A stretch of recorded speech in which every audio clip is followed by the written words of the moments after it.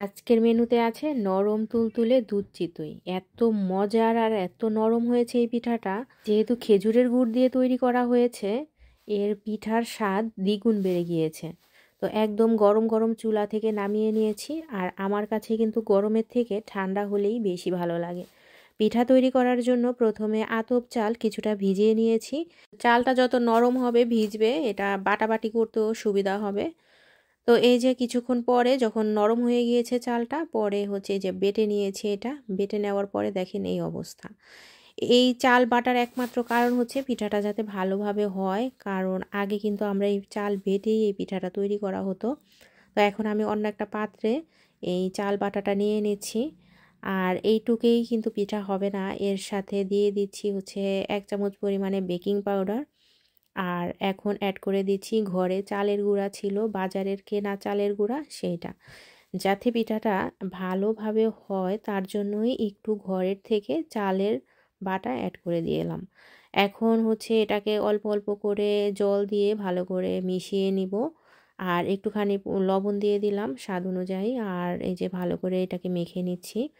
এবার চামচ দিয়ে এবার হাত দিয়ে মাখামাখি শুরু করব। আমি প্রায় এখানে 15-20 মিনিটের মতো এটাকে ভালো করে মিশিয়ে নিচ্ছি।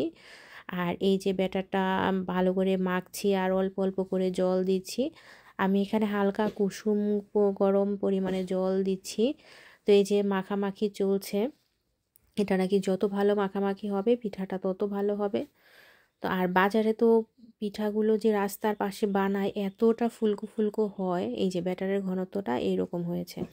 তো আমি কিন্তু এটাকে প্রায় 2 ঘন্টার মতো এরকম মেখে রেখে দিয়েছিলাম। তো এই দিকে হচ্ছে আমি দুধটা রেডি করে নিচ্ছি। এটা হচ্ছে একটা প্রাণের 1 লিটার পরিমাণের দুধ বাজার থেকে কিনে নিয়ে আসছিলাম, সেটা দিয়ে আজকে রান্না করব। তো প্রথমে আমি দুধটা চেক করে নিচ্ছিলাম যে দুধটা ভালো কিনা। তো যখন দেখলাম যে দুধটা ভালো আছে, তো এটা ফোটানোর পরে এর সাথে যতটুকু জল লাগবে সেই অনুযায়ী আমি এখানে জল ঢেলে দিলাম। তো এটা হচ্ছে যখন একটু গরম হবে সেখান থেকে আমি কিছুটা পরিমাণ দুধ উঠিয়ে নিচ্ছি। এটার সাথে মিশিয়ে নিব হচ্ছে গুঁড়া দুধ। তো এই যে গুঁড়া দুধটা আপনারা গুঁড়া দুধ ব্যবহার না করলে শুধু গরুর দুধ যাদের আছে তারা গরুর দুধটা দিয়ে ব্যবহার করতে পারবেন, রান্না করবেন। তো এই যে গুঁড়া দুধটা ভালো করে মিশিয়ে নিচ্ছি। এখানে প্রায় 250 গ্রামের মতো গুঁড়া দুধ ব্যবহার করা হয়েছে। তো এই যে এখন এটা ওই দুধের সাথে হচ্ছে আমি এই দুধটাকে ঢেলে দিব। এখানে একটু স্বাদ অনুযায়ী লবণ দিয়ে দিলাম।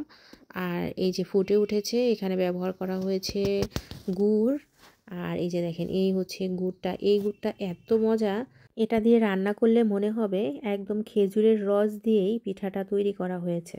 তো এই যে এখন জাল দিয়ে এটাকে ভালো করে মিশিয়ে নিব দুধের সাথে। আর এই দিকে হচ্ছে পিঠা বানানো হচ্ছে। যে যতভাবেই প্রসেসিং করা হয় না কেন পিঠা কিন্তু অত বাজারের মতো কিন্তু এতটা পরিমাণে ফুলে না। জানি না এটা কিসের জন্য হয়, তারপরও এখন পিঠা খাওয়া তো মিস করা যাবে না। তো এই যে বানিয়ে নেওয়া হচ্ছে। আর এই পিঠাটা বানানোর সময় এতটা বিজি ছিলাম, আমাদের ওই দিন পিকনিক ছিল, যার জন্য আমি একটু একটু ভিডিও ক্লিপ নিয়ে তারপরে অ্যাড করে দিয়েছি। এই যে দেখেন পিঠা বানানো হয়েছে। আর এই যে দুধটা জাল দিয়ে ঘন করে নেওয়া হয়েছে, এরপরে পিঠাগুলো ঢেলে দেওয়া হলো দুধের মধ্যে। আর এটাকে ভালো করে এখন জাল দিব। আর এই পিঠাটা যত জাল হবে ততই খেতে ভীষণ ভালো লাগবে। তো এটা আমাদের এই পিঠাটা 2 দিন ধরে আমরা জাল দিয়েছি। তো জাল দেওয়ার পরে এই যে দেখেন এই হচ্ছে অবস্থা, রসে একদম টইটুম্বুর অনেকটা জমে গিয়েছে। আর এতটা দেখেন লোভনীয়, দেখেই লোভনীয় লাগছে। তো এই যে এখানে একটুবার একটা পিঠাগুলো উঠিয়ে দেখছি কি অবস্থা।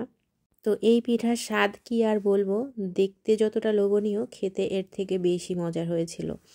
তো আপনারা তো মনে হয় মোটামুটি সবাই এই পিঠা খাওয়া শেষ। আমিও কিন্তু অনেক আগেই বানিয়েছি, তো ভিডিওটা রেডি করলাম অনেক পরে। তো সবাই ভালো থাকবেন, সুস্থ থাকবেন, কথা হবে নতুন কোনো